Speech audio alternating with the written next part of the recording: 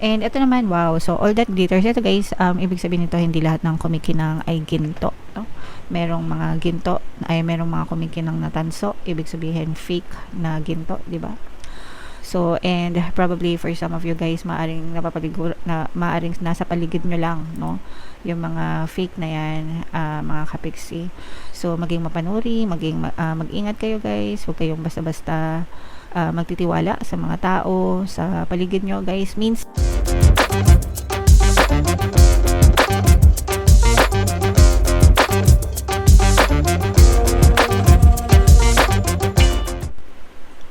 hello guys, hello Taurus, welcome back to Pinoy Pixie Tarot. Ang pamagat ng episode natin for tonight is OOTM, Oracle of the Month, para ngayong February para sa Taurus, Sun, Moon, Rising Sign, and Venus. So, meron tayong tatlong set ng decks dito guys. Ito yung para sa spiritual message nyo.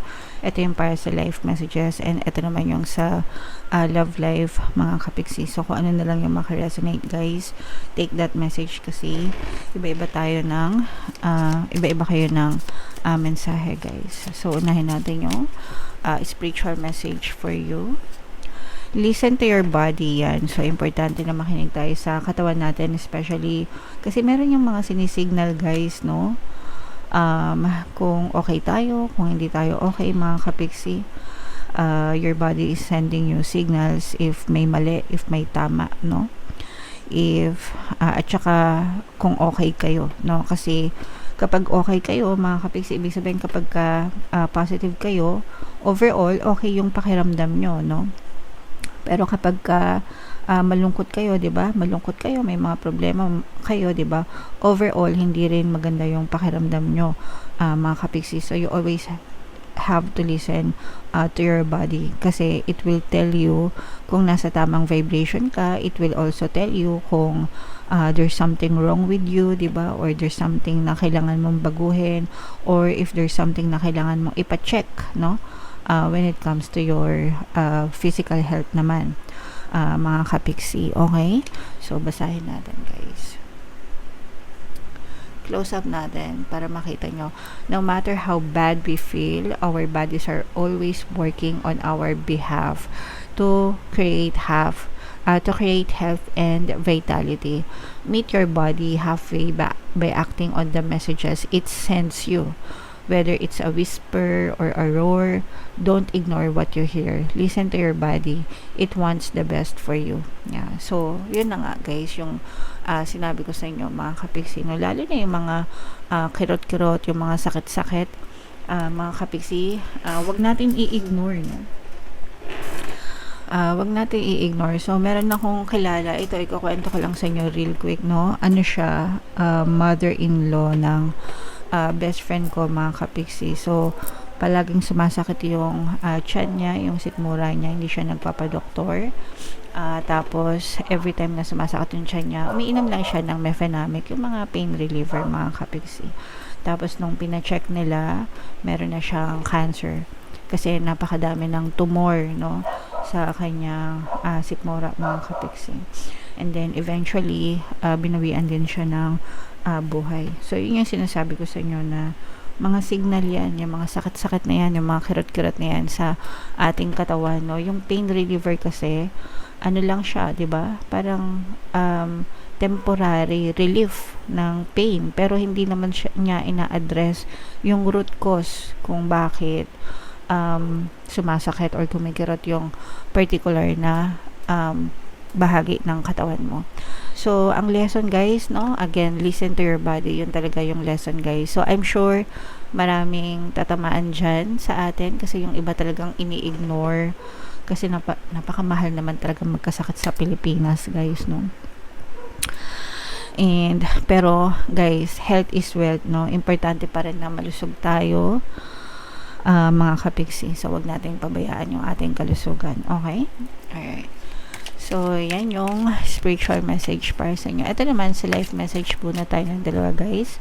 Habang sinashuffle ko to, panoorin nyo muna yung video natin regarding sa ating paano mag-manifest ng abundance video course. Kapiksi, sawa ka na ba sa mga struggles at hirap sa buhay mo? Masipag ka ba at masikap sa buhay ngunit hindi ka pa rin umaasenso? Ilang beses ka na bang nag-attempt magnegosyo at mag-invest pero palagi ka pa rin nalulugi? Sa pagkakataon na ito ay maaaring may subconscious beliefs ka na nagiging balakid sa iyong pag-unlad at pagyaman. Introducing, paano mag-manifest ng abundance video course. Dito ay matututunan mong ma-overcome ang mga balakid mo para tuluyan ka ng umunlad, umasenso, sumagana, maging matagumpay, successful at maswerte sa iyong kabuhayan, pera, trabaho, negosyo, salapi at kaperahan ng bonggang-bongga. Dali, mag-send na ng email sa pinoypixitaro@gmail.com at simulan na ang iyong pagyaman ngayon.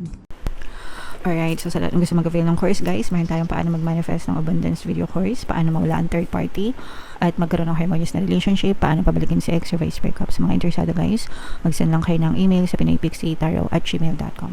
And sa naghahanap ng pampaswerte guys, sa Ventolin tsaka Citrine, may mga links sa description box. So, ito yung mga life messages. So, unang-una, peace, kapayapaan, no? Yan. So, i-mind nyo na yan sa comment section. Ibig sabihin nito, kalmado yung inyong energy, yung inyong pamumuhay, yung takbo ng buhay nyo ngayong February, guys. And that's something that we should be grateful for kasi, di ba, sa panahon ngayon, sobrang gulo, sobrang daming ek-ek na nangyayari sa mundo. Sa henerasyon ngayon, guys, 'di ba? Meron pang mga war na nangyayari sa ibang lugar. Parang dati nung mga bata kami, pag pinag-aaralan sa eskwelahan, 'di ba, yung mga gera-gera, World War. Akala mo parang history lang. Akala mo tapos na yung age na 'yon, 'di ba? Kasi tapos na, wala nang gera. Payapa na lahat. Pero imagine, no, ngayong generation na to, sa ibang lugar nagbobombahan pa sila. So, I mean, magpasalamat tayo na malayo tayo sa ganong lugar, mga kapiksi, no? And magpasalamat tayo na kahit pa paano tayo magparing yung buhay natin, mga kapiksi. So, i-claim nyo na itong peace, kapayapaan na to, guys, no? Mag-meditate kayo, guys. Makinig kayo sa ating Ho'oponopono subliminal para maging mapayapa yung inyong energy, guys. And ito naman, wow, so all that glitters, ito guys, ibig sabihin nito, hindi lahat ng kumikinang ay ginto, no? Merong mga ginto ay merong mga kumikinang na tanso, ibig sabihin fake na ginto, di ba? So, and probably for some of you guys, maaring maaring nasa paligid nyo lang, no?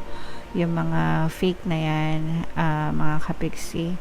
So, maging mapanuri, mag-ingat kayo, guys. Huwag kayong basta-basta magtitiwala sa mga tao, sa paligid nyo, guys. Minsan, kung sino pa yung mga talagang pinagkakatiwalaan natin, minsan, kung sino pa yung mga kadugo, diba?